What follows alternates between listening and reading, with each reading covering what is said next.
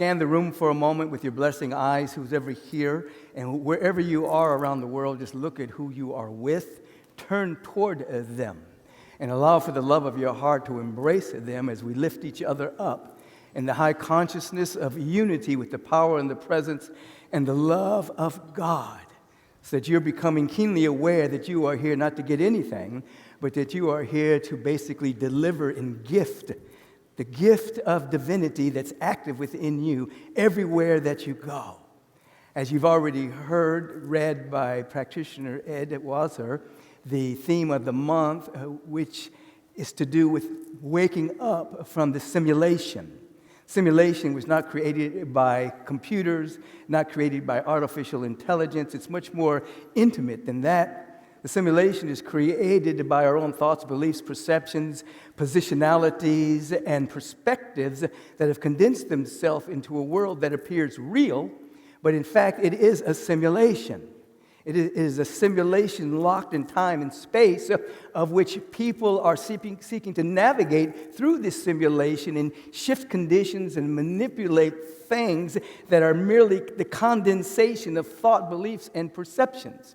We are here to awaken from the simulation, to come back to the remembrance of our divine origin, which is the power and the presence and the love of God, each of us being emanations of this presence, so that within the simulation, which is a game, which is a play, so to speak, we become powerful, creative energies, not victims of the simulation, not victims of circumstance or conditions, but we become powerful, creative energies that allow for us to manifest, to bring forth into time and space the fundamental harmony and order of the universe. That would be you. All of you who are sitting right there in your underwear, right there. Yes, you can smile, which is right now activating and stimulating tonic chemicals going through the body temple that allows you to slow down the aging process, create coherence around the brain, and allow for the immune system to be very strong. Just you smiling and laughing does all of that. That's how genius the body temple is.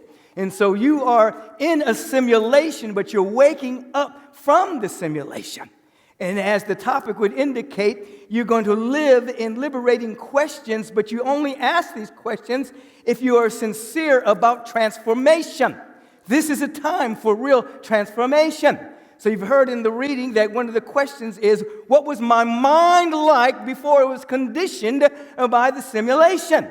Now, if you sincerely ask that question, what was my mind like before it was infected and affected by the simulation? What was my mind like before it was conditioned? And if you sit with that on a regular basis, what will begin to unravel are the conditionings that you think are you. And you will begin to see and feel the preconditioned mind. Divine mind, your mind, being an emanation of divine mind, and you will no longer relegate yourself to merely the personality construct that you think you are. You will transcend that particular projection from the personality construct, and you will begin to see with inner eyesight, inner insight, is that the great presence, the great power, the great love, the great abundance, the great joy is everywhere, teeming with life. And you will be an emanation of this divine life. And what would look like magic will be the manifestation of more good than you could possibly imagine. You will come to an understanding of the power and the presence of the man known as Jesus the Christ, that could heal and uplift and inspire and transform. He was not in this simulation. He and God were one consciously. And you are to rise up into that dynamic. What was my mind like before it was conditioned by the simulation? You reflect upon that. You pray upon that. You contemplate that. You meditate that. So you're not manipulating the external world. You're not living primarily from your opinions about the world. You begin to live from insight and revelation. You begin to live from inspiration, the breath of God. You begin to live from inspiration, inspired. You begin to live from inspiration, which is direct thought, straight from divine mind through and as you. What was my mind like before it was imprinted by time and space? And then you ask this question, what is it that I have? This is very important. Because when you're in the simulation, you're sometimes beguiled into looking at what you don't have. You'll announce it. You'll complain about it. You'll tell your friends about it. I don't have enough of this. I don't have enough of that. And you go deeper and deeper, deeper into the spiral of the simulation with lack, limitation, scarcity, not enoughness. You are to ask yourself, what is it that I have every single day? And you will begin to open yourself up to the field of plenitude, infinite abundance, which is real, infinite and harmonious prosperity of wealth and abundance. I'm not talking mere materialism here. I'm talking about the qualities of the Spirit of the living one. Everyone here has heard the story, Reverend Joanne Coleman. Everyone has heard the story of the widow that went to the prophet. Her husband had died. She was left bereft without anything, and she goes to the prophet and complains about it. I don't have anything. How am I going to survive? And the prophet says to her, what do you have in your house? And she said, ultimately, I just got a little oil. And he said, go pour. And she took out some vessels and began to pour the oil, began to circulate the oil in exchange for a financial realm at that particular time. And the oil never ran out. It's simply a mystical story that she began with what she had. And then what she had multiplied and provided the context for all of her needs to be met, because they who have more is given. They who have not, even that which they have is taken away. So you have to ask every single day, what is it that we have? What do I have? What do I have in my house? And then you train yourself. When the simulation comes in and starts to make you look at scarcity and lack, limitation, lack of opportunities, lack of. You just train yourself and you say, what do I have? I've got breath in the body temple. I've got an idea. I've got a creative urge within me. I have. And then that frequency opens you up. And then you become a friendly space for prosperity. Oh, see, prosperity, peace, love, joy, wisdom, and harmony, as it states in the writing. I was listening to that for the first time. It was pretty good. Really. Anyway, you ask yourself, am I a friendly space for prosperity?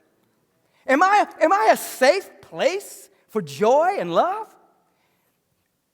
You're inhospitable if, in fact, the frequency is not of love, joy, peace, wisdom, harmony, and prosperity.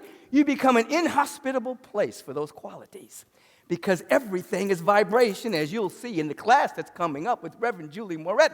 Everything is vibration, but the frequency is the measurement of the oscillation of the vibration, how fast the vibration is moving. So if, in fact, you are vibrating at a lower frequency of doubt, worry, fear, lack, limitation, not enoughness, you become inhospitable to prosperity. So you can pray all you want, but if you're not lifting your vibration into that particular dynamic, then prosperity doesn't feel safe with you. Love doesn't feel safe with you. Peace doesn't feel safe with you. It's not a hospitable place. So you ask yourself, am I a safe place for prosperity? Am I a safe place for love? Am I a safe place for peace? Which simply interprets as, am I vibrating at that level? Now, this is training, so you keep coming back. You keep coming back. You keep coming back. You fall, you keep getting up. You keep getting up. You keep getting up. And then something happens. You begin, as you peel back the layers and come out of the simulation of that which is appearing real, but is simply conditions that are coagulated by thought, by perception of humanity, and then shared perceptions of humanity that has formed itself into a world of appearances.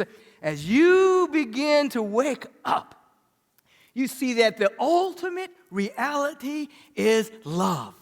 The total givingness of the Spirit. Why is this so important at this time in human history?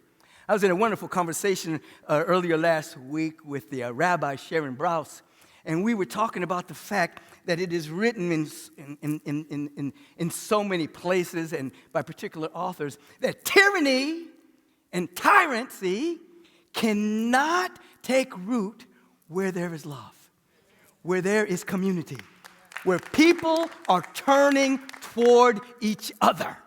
When in fact, people turn toward each other and love each other and develop a neighborhood, tyranny can't enter into that space.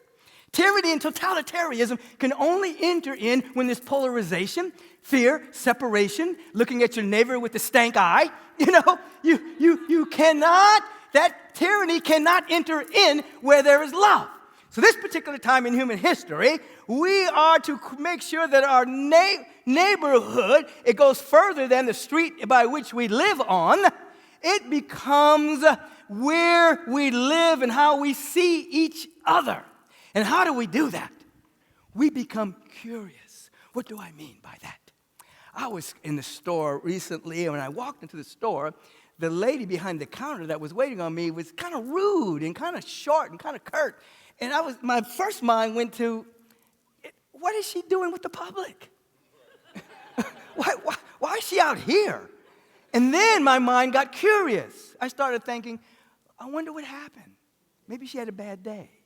Maybe she got a phone call and something was wrong in her family and she's reacting. And as I'm thinking about that, she starts to change. I'm not talking to her. I'm just thinking. I'm just looking at it and thinking, well, maybe something's going on in her life. And little by little, she became very polite, and she became very generous in her dynamic with me because I became curious about the genesis of her rudeness. Now, that's a small example of this. When you try to figure out why people hate you because of the color of your skin, sexual orientation, why certain men want to oppress women and keep the feminine down, instead of reacting at this time in human history and creating more and more polarization, you become curious. What happened to that individual? That he's a bigot? What happened to that individual? That he's homophobic? What happened to that individual? That he or she is racist? What happened to them? And so you begin to ask this question, and then what happens?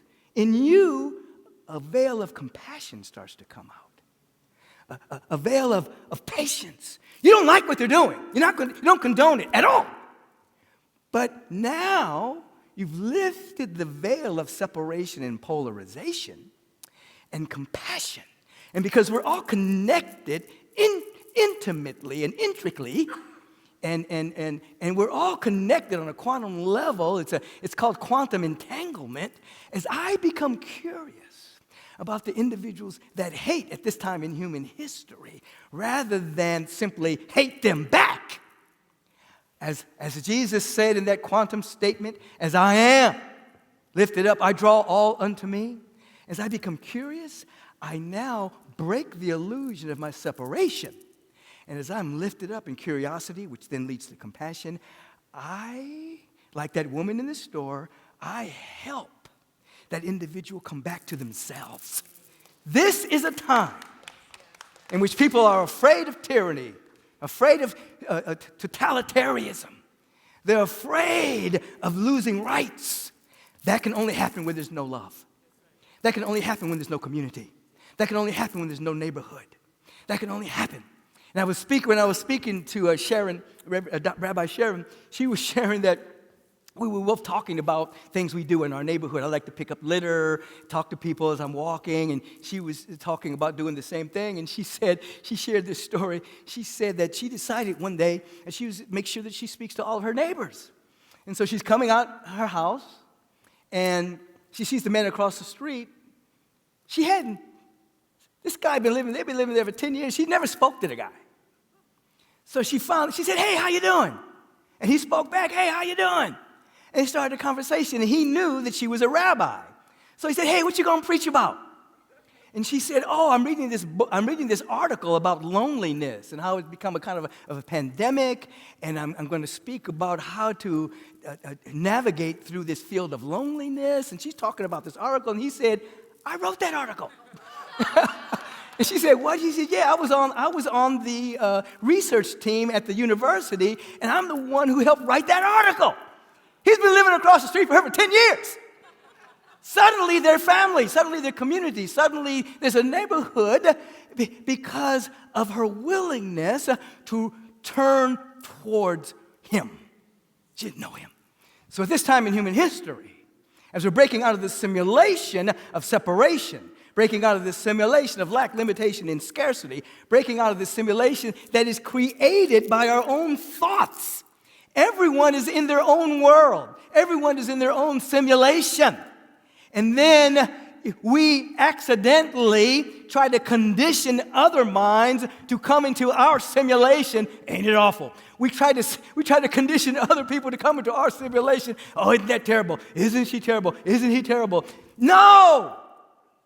We are here to wake up from the simulation and come into a greater awareness of our oneness with the Spirit of the living one. What was my mind like before it was conditioned? And that means conditioned by society, conditioned by religions, conditioned by miseducation, conditioned by parental fantasies. What was my mind like? And then it starts to unravel. All that starts to unravel, and you start to wake up. Little glimpses of reality starts to pop through, little glimpses. And then you begin to understand that most of your life, you've been looking at life through your personality construct. What does that mean? Your personality was forged by experiences, but your soul is eternal. And so you've been looking at life through the personality construct and projecting that onto the world and creating a simulation of reality. But when you begin to wake up, you can love that personality aspect of yourself. I mean, I love Michael. He's a cool dude.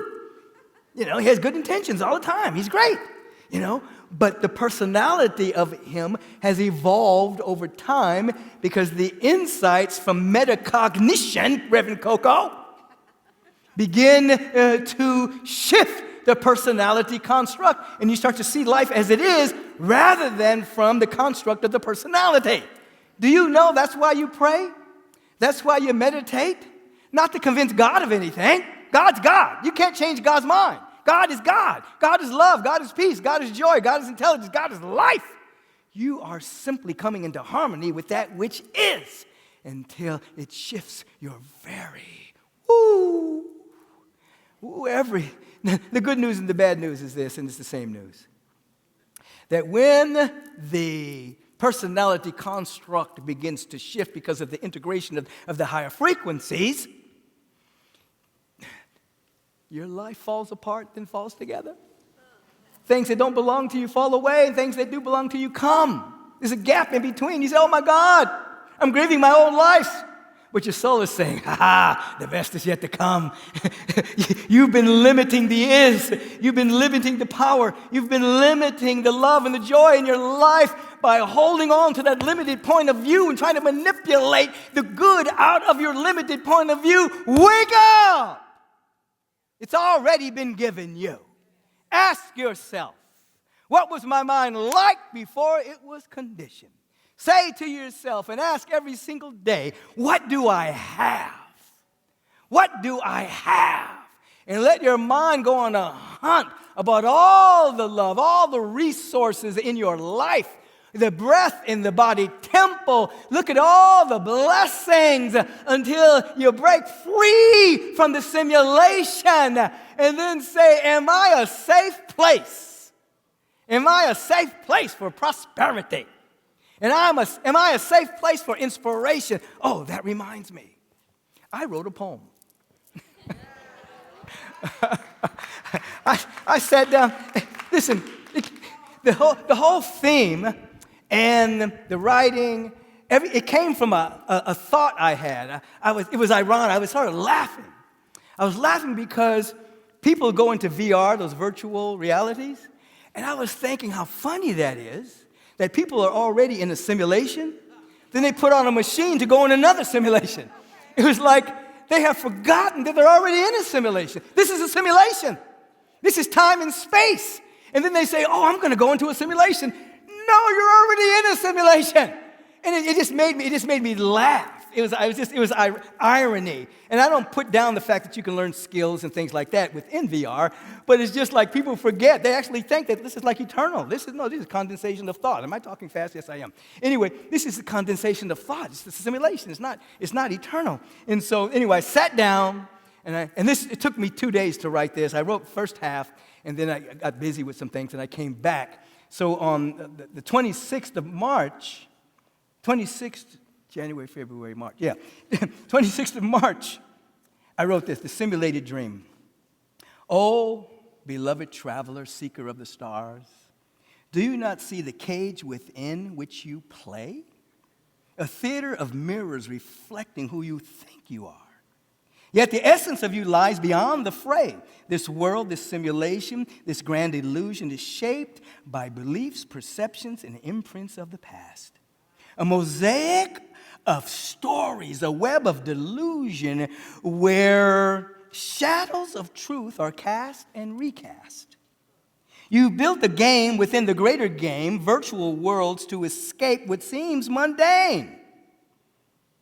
But how ironic this digital distraction when you already dwell in a scripted abstraction.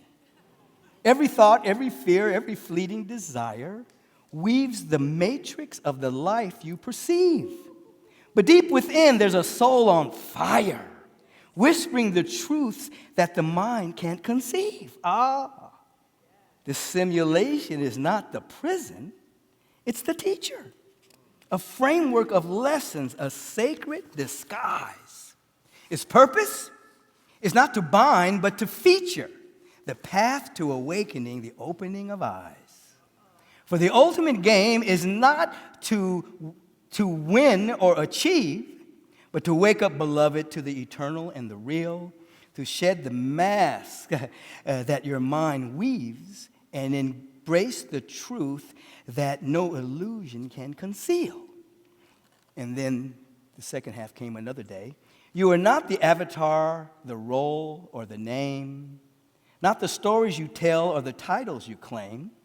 You are the witness, the light, the eternal flame, the harbinger of love in this temporal game. So play. Yes, play. But play with awareness, knowing that the stage is but a fleeting projection. Be the presence, the stillness, the boundless fairness, a beacon of truth in a world of reflection. For when you awaken, the simulation transforms. The false falls away and the real takes form.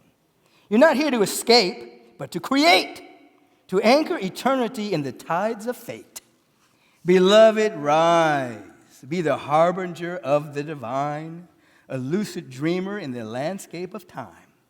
For the game was never to lose or to win, but to remember the truth that has always been. That's it. Just give me a little time. So the theme of the month in that poem speaks to, we are in a simulation. It is a game by which we are called to remember our real identity. And in so doing, we have to continually ask, what was my mind like before it was conditioned? Then you'll see Jesus shining right there. You see Gautama the Buddha shining there. You see Kuan Yin shining there. Individuals who woke up, you see. And then we begin to ask, not only what was my mind like, you see. We start to be the vibrational frequencies. Friendly, become friendly, a friendly space for these qualities. So if you play with your mind a little bit, you know, and begin to, every time you go into lack and not enough, what do we have? What do we have? What do I have? What do I have? What do I have? Am I being friendly? Am I being a friendly place for the qualities?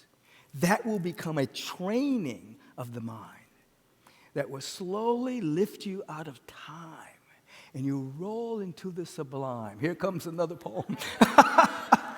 You slowly roll into the sublime, and you'll be a master of your fate, you see. We all want to be masters. That's why here at Agape, we don't look for followers. We look for spiritual leaders, individuals who are waking up and coming to an understanding that each being is a unique expression of infinite potential. Each being has everything that they need, and that we wake up to that. And then coming back to this point, I think this point is very, very, very important, and that is totalitarianism cannot take root where there is love. It can only take root where there is polarization, where there is hate, where there is we and them rather than we and we.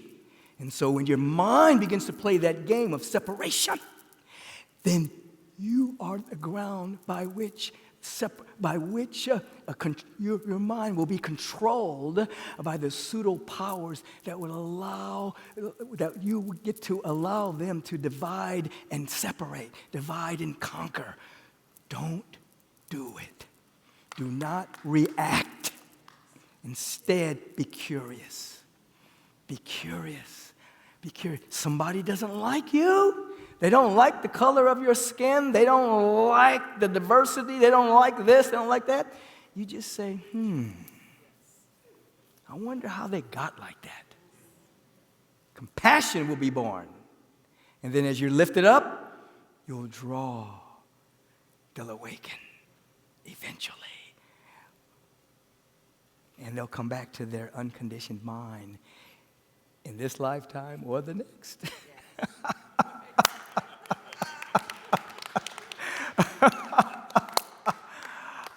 And then we can laugh just like this. Oh my God. We can laugh just like this and be free. Love is the final arbiter of reality. That's why our community is named Love. It's simply named Love, Agape International, Love International, Love Eternal, Love, love, love, love. And so again, this is not an intellectual concept. It's a lived experience when we pray, meditate, vision, be of service. We become lovers of God, lovers of eternity. Whew. Whew. So when you find your mind rushing about ain't it awful and ain't they awful, in the limited factual world, that might be true. But you can't live there vibrationally. You have to become a state of love so the next stage of human evolution can occur.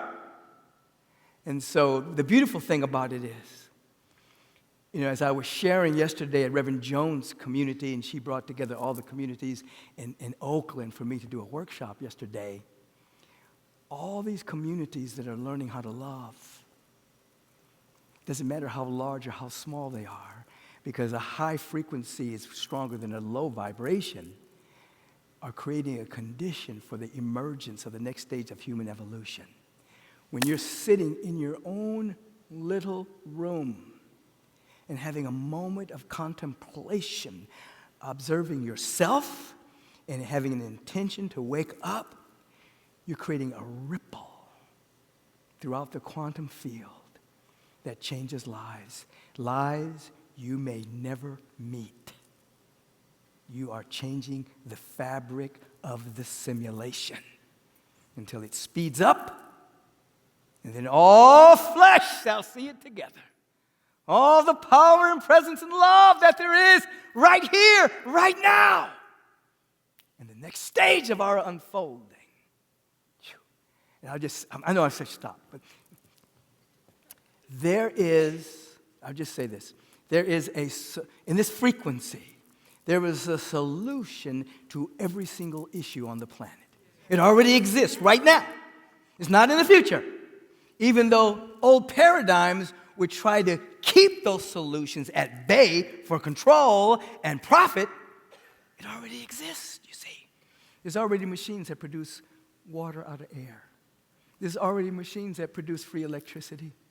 There's already a car that runs on a chip, goes 800 to 1,000 miles with no battery and no electricity. The gentleman who created it in Africa, they tried to assassinate him 8 times. You know what he had to do? He has to go to China. China's producing the car. So the next iteration is already here. And in our lifetime, we're going to see an explosion of the consciousness of all needs met. And what we're witnessing now is simply the last gasp of an old paradigm that's loud and coarse and controlling, but it's the end. You are the beginning of a whole new way of living. You are the beginning. You stay in love. Stay friendly to peace. Stay friendly to prosperity. Stay friendly to creativity. You are the fiat of the Spirit of the living one. Is it not written, as he said, ye are gods? You. Woo-wee. I see it. Okay, I said I was going to be quiet, but somebody was asking me, and I'm an optimist about what's going on, and I said, I am cautiously optimistic. Doesn't mean I put my head in the ground and pretend things aren't happening. But an optimist is simply a person that knows that there's a solution to every issue. That's what an optimist is, you see. I know there's a solution to every issue. And that solution is in divine mind, and we are conduits of divine mind. There are people living on the planet that have a problem for every solution. Oh, that's not going to work. No, we're not those people. We have a solution to every issue. We live in that consciousness. Okay, I'm going to stop. Woo, I love God. I love life. I love you. I love to love. Oh, I love to love. Whoa, I love it. Woo! Come with me. Come with me into the upper room right now. Lay aside your burdens for a moment. Lay aside your worries for a moment. Lay aside your doubts and your fears. Lay your burden down and allow yourself to move into a consciousness of gratitude. Oh, yes, come with me. And hear, oh, I know that thou hearest me always. Thou responds to me always. I'm grateful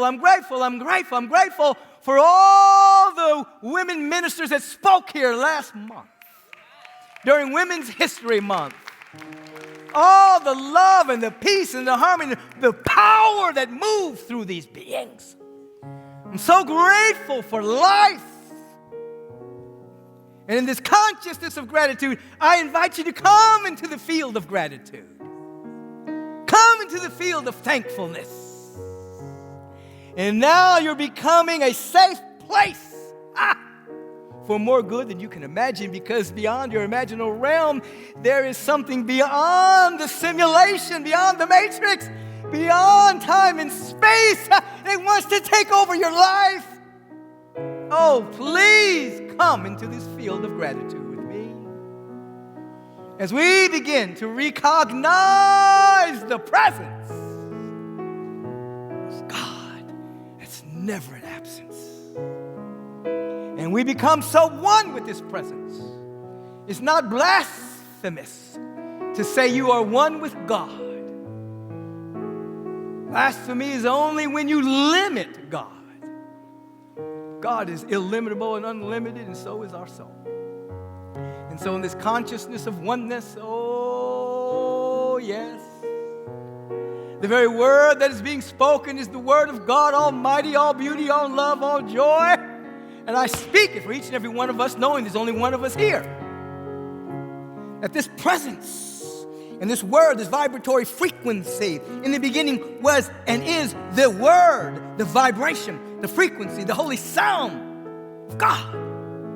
Nothing created without the vibrational frequency of a divine word of wholeness and well-being. I speak it for each and every one of us.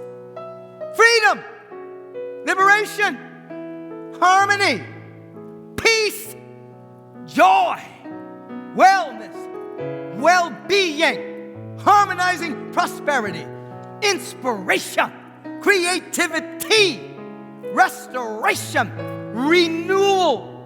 All of this and more is now being revealed through us.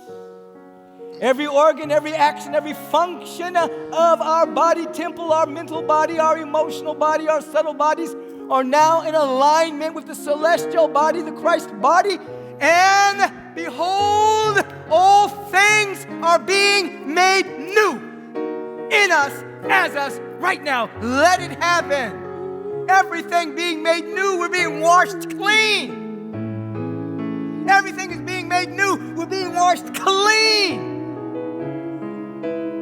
The ripe condition for the next stage of human evolution. No tyranny here. No totalitarianism here. No dictator here. God only. Only God. Feel it in our bones. Woo-wee. Oh my God. Oh my God. Oh. Oh.